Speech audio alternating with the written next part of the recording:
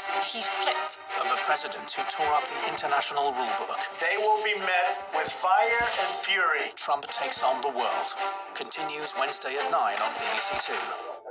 Life feels like a broken record. Staying home, keeping our distance. It's a tough time.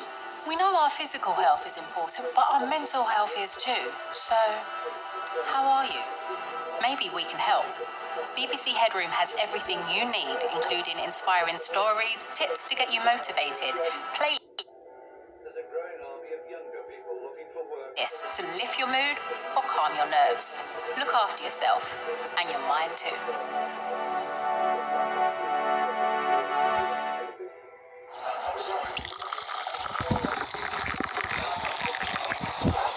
Now on BBC One Scotland, the BBC News at 10 with Hugh Edwards and Reporting Scotland with Laura Miller. Tonight at 10, England gets a roadmap out of lockdown and it stretches over 4 months. The gradual lifting of restrictions starts in 2 weeks, but pubs and restaurants will not be fully open until mid-May at the earliest. All children in England will go back to school on the 8th of March, the first step on a road the Prime Minister says is irreversible. We're now travelling on a one-way road to freedom, and we can begin safely to restart our lives and do it with confidence. But rules may be in place in one form and another until early summer. It's slow and steady. The government determined this lockdown will be the last. Yes, we'll have more detail, and we'll be talking about the possibility of carrying vaccine passports at home and abroad, also tonight.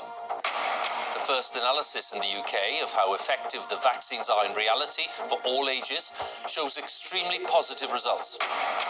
The former First Minister of Scotland, Alex Salmond, accuses his successor and former colleague, Nicola Sturgeon, of a malicious and concerted attempt to smear him. And we look at the remarkable images of NASA's rover landing on Mars, searching for signs of any past life. And on Reporting Scotland, we'll have more on the Scottish research that suggests vaccinations are cutting serious illness. And as Alex Salmond's evidence to the Holyrood inquiry is published, we look at how we got to this point.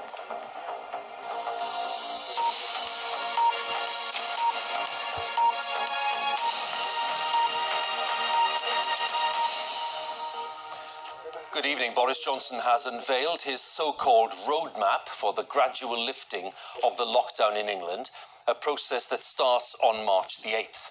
Wales, Scotland and Northern Ireland have their own separate arrangements. In England, if all conditions are met, the restrictions will all disappear by the 21st of June. The Prime Minister said there could be no such thing as a COVID-free future, but the end of the restrictions was finally in sight. So from the 8th of March, all children in England will go back to school and further education colleges will open.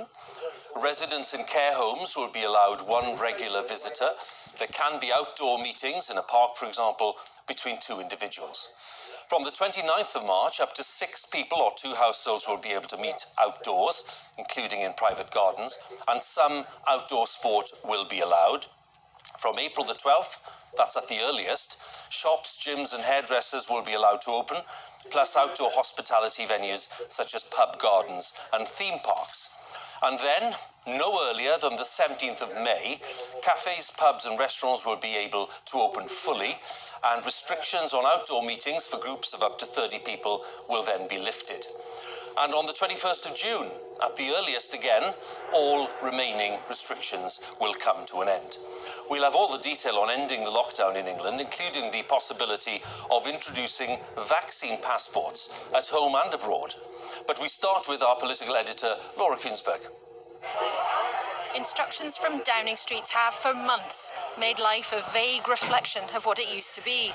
Going out replaced with staying in, high streets closed for business, classrooms for millions, makeshift ones at home.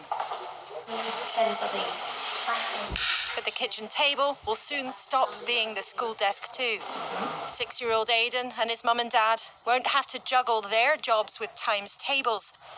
And he can wear his new uniform at last. Your lovely new trousers, which you've not had the opportunity to wear.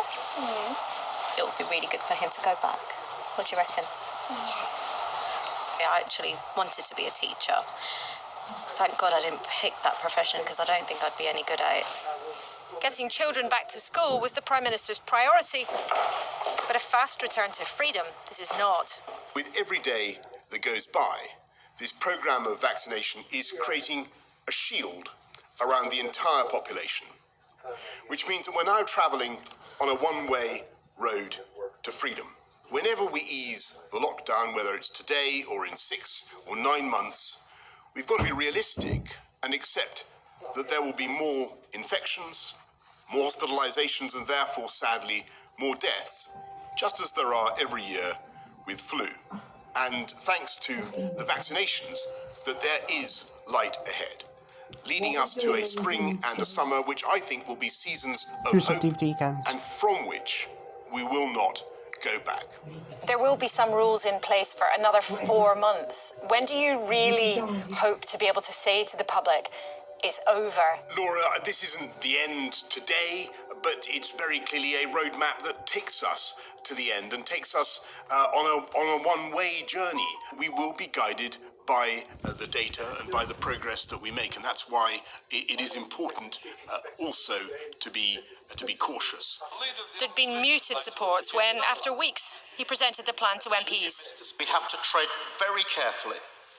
So I'm glad the Prime Minister spoke today of caution, of this being irreversible, of assessing the data and following the evidence. Those are the right guiding principles. And I have to say it's a welcome change. But some Conservatives want to know if the most vulnerable have been vaccinated. Why not go faster? For what reason, once they've been vaccinated and protected from COVID, by the end of April at the latest, is there any need for restrictions to continue? We believe that the protection is very substantial, but there will be a large minority who will not have sufficient protection. In 6 weeks, it'll be easier to meet friends and family outdoors, accompanied by pints or food served outside from the middle of April. Shops will open their doors then too. But rules of one kind or another will be with us until at least June. There's nothing hard and fast about going back to the office or abroad, or even travelling between the 4 corners of the country. Clearly, we will make our own judgments about the particular order and the particular timing of that, because the data is not identical in each of the 4 nations. Today's plans are the beginning, and many businesses worry they might not make it to the end. The famous Hippodrome Casino has been forced to close for 200 days out of the last year. The boss has made 250 people redundant to try to hang on, but won't be able to open for at least another 2 months. Our balance sheet is now in tatters with a lot of debt, and we've been spending a lot of time with our staff trying to help them with this sort of emotional challenges of not knowing when they can go back to work, not knowing if there's work to go back to. All of the stuff that's been done in the name of COVID has a consequence and a cost as well, and it's business owners like us that are suffering. For several months, the many costs of coronavirus continue to mount, but the world will start soon to look more like the one we knew. Now, Downing Street hopes that they've been able to get the balance just about right here between that desire to get things back to normal, but still the very real risks from the disease itself. But Boris Johnson did get a bit of a hard time from some of his MPs tonight when he had a meeting with them. Some of them really frustrated about the pace of this going, as they see it, too slowly, given all the progress that there's been with the vaccine. It's worth saying too tonight, there's still some really big gaps over what might be next. No fixed date on when people will be told to go back to the office rather than stay working at home. Nothing clear about how foreign travel might look by the time of summer holidays. And also the government considering the issue of whether or not we'll all have to prove we've had a vaccine before going abroad or before perhaps even doing various activities here at home. The controversial concept of a vaccine passport. That is something that the government is going to be reviewing. That said, there is a lot of detail that we didn't have this morning, a lot of dates now in the diary. But whether in England or decisions to be taken in the next days and weeks in Scotland, Northern Ireland and Wales too, there are still huge things to consider for politicians in the weeks ahead, and that ways that affect millions of us so profoundly. Laura, many thanks again. Laura Ginsberg with her thoughts there at Westminster. Now, the first analysis in the UK of how effective the coronavirus vaccines are in reality, as opposed to in trials, shows that a single jab of the Pfizer vaccine cuts the chance of hospital admission and death by more than 75% among the over 80s. And that study was by Public Health England. A separate study in Scotland looking at both the Pfizer and Oxford AstraZeneca vaccines showed similarly positive results. Our medical editor Fergus Walsh has more details. Scotland's roadmap's Put tomorrow. your faith in this. A few Nicola Sturgeon's millilitres of roadmap's vaccine. tomorrow. 1 She's in doing 3 hers. adults here already has, and that trust is being repaid. The first real-world data from the UK shows the vaccines offer strong protection for the elderly as well as younger adults. Matt, you done? You've had your first vaccine? Right, thank you. We went from having no vaccine for human coronavirus disease at all, ever, to having very effective vaccines in a period of a year. That has never been done before for any other disease. Those vaccines, as we now know from the real-world data coming out in the UK and also from Israel, are very effective in practice. Early results from England suggest that after 3 weeks, 1 dose of Pfizer vaccine reduced the risk of hospitalisation and death by at least 75% among the over 80s. A separate study in Scotland looking at the first dose of either the Pfizer or AstraZeneca vaccines was similarly impressive. It found 4 weeks post-immunisation, the risk of hospitalisation among the over 80s was cut by a combined figure of 81%. A separate study of hospital workers in England found that a single dose of the Pfizer jab cut the risk of being infected with coronavirus by more than 70%, rising to 85% after the second shot. This shows vaccines may also reduce transmission, as you cannot spread the virus if you're not infected. The vaccines being rolled out now will give a good level of protection, particularly against severe disease. We think that's in the 75 to 85% ballpark in the short term. And as we get second doses and then new vaccines, that protection will only increase. The evidence on vaccine effectiveness is quite simply stunning. What matters most is keeping people out of hospital, and both the Pfizer and AstraZeneca vaccines offer strong protection. It'll be even better after 2 shots, so it's vital that if people are offered a jab, they turn up for both appointments. Take-up of the vaccine has been lower among Black, Asian and minority ethnic communities, and a drive is underway to encourage adults of all backgrounds to come forward. Alors, ça va piquer. France, like several other European countries, does not currently recommend the Oxford AstraZeneca vaccine for the over 65s, citing lack of evidence of effectiveness. The data today clearly shows for the first time that the jab does provide strong protection for adults of all ages. Fergus Walsh, BBC News. So let's take a look at this stage at the latest official figures, and they show there were 10,641 new infections recorded in the latest 24-hour period. And that means an average of 11,187 new cases recorded per day in the past week. The past 24 hours, 178 deaths have been recorded. That's people who died within 28 days of a positive COVID test. On average, 480 deaths were announced every day in the past week. The total number of people who've died in the pandemic is 120,757.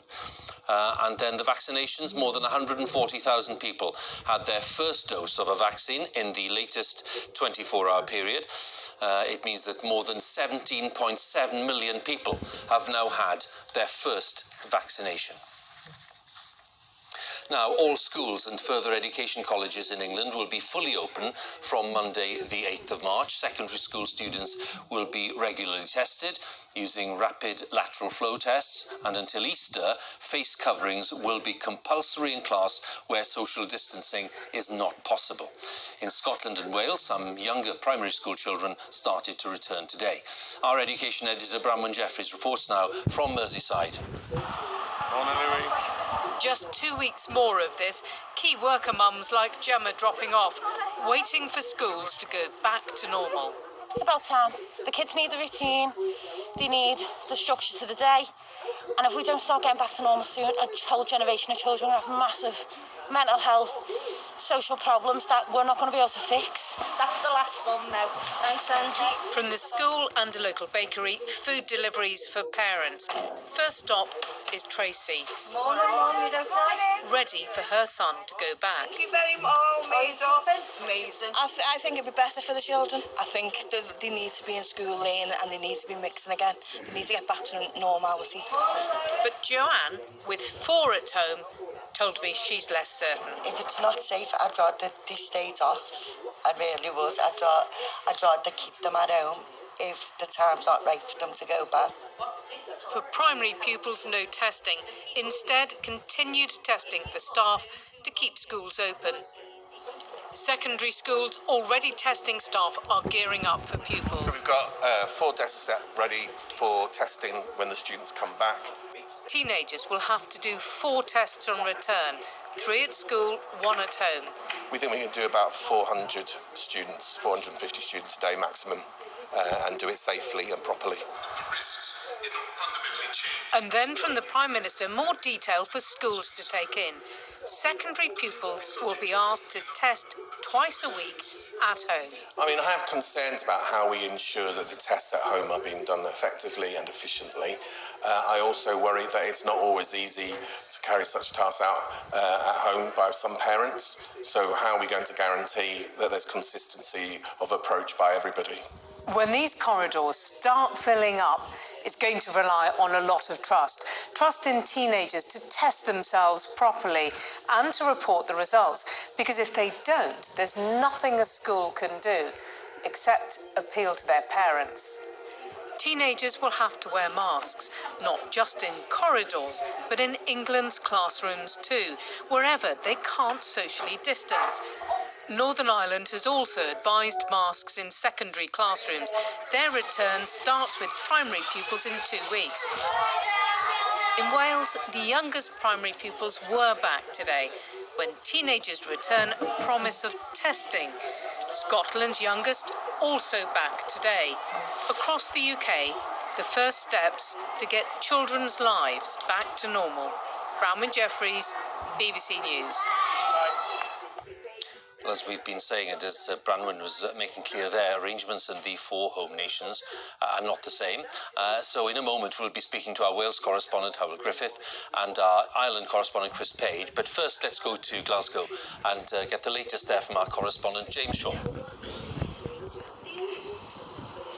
Yes, in the Scottish Parliament tomorrow afternoon, Nicola Sturgeon will lay out her strategic framework for coming out of lockdown. Now, she's anxious not to be pinned down on dates. She wants to be guided by the course of the pandemic. She's mentioned one date, that's the 15th of March. On that date or shortly afterwards, more Scottish school children will be allowed back into classrooms. We expect that this is going to be a tiered approach. In other words, some parts of Scotland might stay with tighter restrictions than other parts for at least a period of time. Nicola Sturgeon said that she wanted her approach to be sure and steady, and that meant, she warned, that it might be a bit slow. Wales was the first of the UK nations to go into this lockdown. It looks set to be the first to exit it too. If infection rates here keep going down, then in 3 weeks' time in Wales, that stay-at-home restriction will end. Non-essential retailers will get a decision on reopening their shops. Hairdressers may even be able to start trimming again. Another 3 weeks on, at the Easter holidays, tourism may be able to start opening up again, all significantly ahead of other parts of the UK. But different things are happening at a different pace. Yes, the youngest children went back to school in Wales today, but the Welsh Government today confirmed that older pupils, some of them in secondary school years, won't go back until after those Easter holidays, causing the opposition parties here to question whether ministers have got their priorities right. In Northern Ireland, the devolved government here at Stormont is due to publish its exit strategy a week from now on the 1st of March. One date's already been set. On Monday, the 8th of March, children in the first 3 years of primary school are due to return to the classroom. Though tonight, the First Minister Arlene Foster has said she hopes that issue can be revisited. She suggested she thinks the process by which all pupils will return to face-to-face learning should be speeded up. The number of hospitalisations and deaths in this part of the UK has fallen rapidly in the last few weeks. For example, yesterday, just one person with COVID-19 was newly admitted to hospital. But all 5 political parties in the power-sharing coalition here agree that restrictions should be eased carefully, gradually, and they hope permanently. Chris, many thanks. Chris Page there in Stormont, ending that sequence for us. Well, each of the 4 steps for England outlined by Boris Johnson involves a review after 4 weeks and then a 1-week notice period to move to the next step. The earliest that businesses can open is Monday, the 12th of April, and that includes all retail, hairdressers and indoor gyms, and hospitality if it's outdoors. Our business correspondent Sarah Corker has been gauging reaction to the announcement with businesses in the Lake District. Navigating a course out of a 3rd lockdown was never going to be easy. On the shores of Lake Windermere, hotels and holiday parks are desperate to reopen when it's safe to do so and claw back COVID losses. Most of our income is taken between April and September in 3 peaks. Parkdean Resorts has 67 sites across the UK, employing thousands of people. And these holiday lets and self-catering lodges are set to welcome visitors back in mid-April. Today's roadmap sets out the principles of that transition. What's your reaction? Well, whilst it's great that we've got a date to work to of the 12th of April, it's very disappointing that we're going to miss Easter for the 2nd consecutive period. That's a challenge for us. We missed last year's Easter, and also what it causes is a knock-on delay of us being able to hire people. Nearly 20 million people visit the Lake District every year, and tourism businesses have spent huge amounts of money making their premises COVID safe at a time when there's no money coming in, and their hopes now rest on a strong bounce back this summer. Outdoor socialising in beer gardens could be allowed from mid-April, but indoor hospitality in pubs, restaurants and hotels will have to wait till the month after. The landlady of the Albert pub in Bowness says they'll need continued support to get through to May. Our beer garden is 1/5 of the business, so we're going to need grants, hopefully flexi furlough or furlough in itself, and help with the VAT and business rates to ensure that we stay afloat. If strict conditions are met, large parts of the economy will start reopening from April the 12th, including hairdressing and retail. We're all fed up. We're all ready. Spring is in the air. There's a chink of light at the end of the tunnel. But I'd rather not rush at it. If it needs, a couple of steps towards it, then we get it right this time. But for some shops, until all COVID restrictions are lifted, it may not be viable to reopen, and that could be many months away. I will have to make a call, whether it's actually cost effective to actually take my staff off furlough and open the doors again, or do we wait till everything opens and we know full well that everyone will come back? This is a cautious unlocking as the health impacts are weighed against the continuing damage to the economy. But the Lake District is well positioned to benefit from demand for outdoor, socially distanced holidays this summer. Sarah Corker, BBC News in Windermere. Watching that with me is our business editor, Simon Jackson. Voices there from the Lake District in business. What are you picking up today in terms of the response? Well, I think that flushed with the success of the remarkable speed and efficacy of the vaccine rollout, there are some in the business community, as Laura was saying, like people in the backbenches of the Conservative Party, who think he could have gone further and could have gone faster. But on the whole, businesses are saying, if this cautious staged approach is the price we have to pay for never coming back here again, then so be it. Now, some sectors theatres, hospitality, not going to be operating anywhere near normal for 2 to 3 months. They say they're going to need extra support. And today, the Prime Minister said they would not pull the rug away. A big spoiler alert for the budget next week, so there is more support coming, we think. Now, some would say we couldn't access support, there was no rug in the first place. But perhaps the most controversial paragraph in this whole document here is on page 40, entitled COVID Status Certification, where it says that vaccination data may be used to assess people's risk of transmitting the virus to others in various settings. Now, the idea of domestic vaccine passports has been dismissed in the past. We had Nadine Zahawi, the vaccines minister, saying it could be a matter between businesses and their own staff, but this language seems to contemplate a wider role, getting into nightclubs maybe, getting into football stadiums, and the government says it will consider the ethical, privacy, legal and operational aspects of that approach. In other words, it's a legal minefield, but it is not very clearly marked on today's roadmap, but it could become a very big feature. Indeed, Simon, thanks very much again. Simon Jack there, our business editor.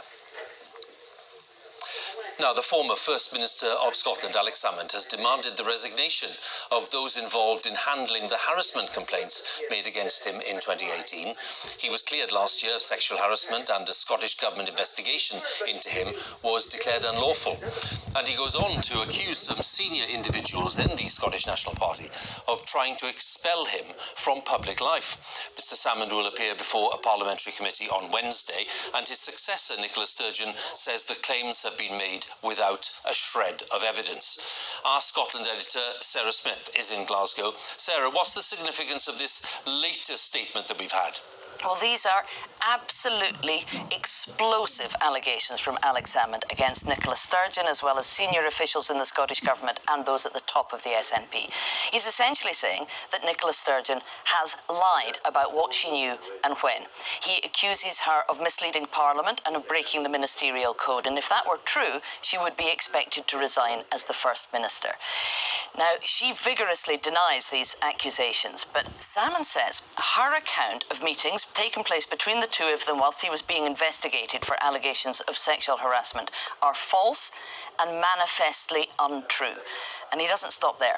He goes on to allege that there was a concerted effort by SNP officials and Scottish Government officials to destroy his reputation and ultimately to have him imprisoned.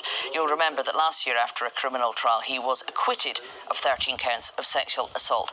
Well, earlier today, Nicola Sturgeon herself spoke out. She demanded that Alex Salmond produce evidence of his claims of a conspiracy, saying she didn't think he would be able to do that because his claims aren't true. Well, Alex Salmond has submitted various documents to this Holyrood inquiry, but he complains key evidence is being blocked, he says, to protect some of the most powerful people in Scotland. We will hear more about this later in the week, because Alex Salmond will appear in person to give evidence under oath in front of this Holyrood inquiry, and then next week we're expecting to hear from Nicola Sturgeon herself. Sarah, once again, many thanks. Sarah Smith with the latest there for us. Let's have a little more on the easing of lockdown. The Prime Minister says that his step-by-step plan will be led by the data and not the dates. So what are the criteria that the government is using?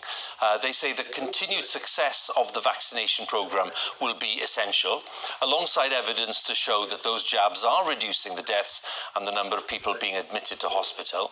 It says it'll also continue to assess if there's any impact from new or emerging variants of the disease in the coming months. Mr Johnson said that the NHS must not be at risk of being overwhelmed by a surge in COVID infections arising from any changes that are made to the lockdown, but with many hospitals still treating similar numbers of patients as they were doing during the first stage last year, our health editor Hugh Pym has been to Milton Keynes University Hospital in Buckinghamshire to see what it's like right now for frontline staff.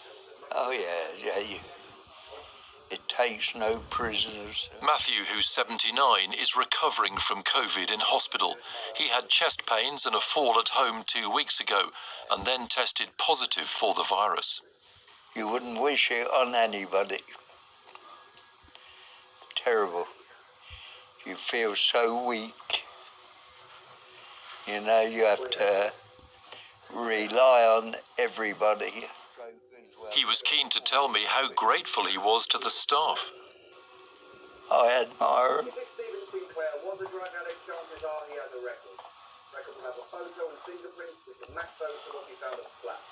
They've looked after you very well. Very well. No complaints. Henry, who's a consultant, and Jane, a senior sister, are reviewing COVID patients and agreeing that the pressure has eased a bit. Essentially, the wards have been quite busy, but we're kind of just getting over that hump now where it's starting to calm down. There are times when we've been on our knees, but we've just kept going, and it's seeing the patients get better and get ready to go home that gives you the enthusiasm to carry on. During the surge in patient numbers in January, Milton Keynes University Hospital was one of the busiest in England. At one stage last month, more than half the adult beds in the hospital were occupied by COVID patients, over 200. Now that number's below 100, but that's still pretty close to the first peak last April.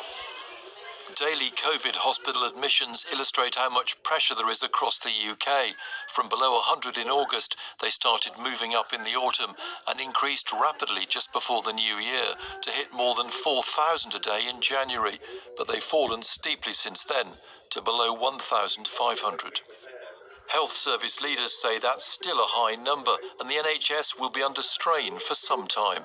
We're seeing increased pressure because of the longer-term consequences of COVID, increased demand for mental health services, and of course the additional work that's generated by the vaccination programme. I think it's fair to say that the next 12 months still bring an enormous amount of additional pressure on NHS teams and services. Matthew got a round of applause as he left hospital today on his way to a rehab facility. Staff know they'll be treating many more like him, whatever happens from here. Hugh Pym, BBC News, Milton Keynes.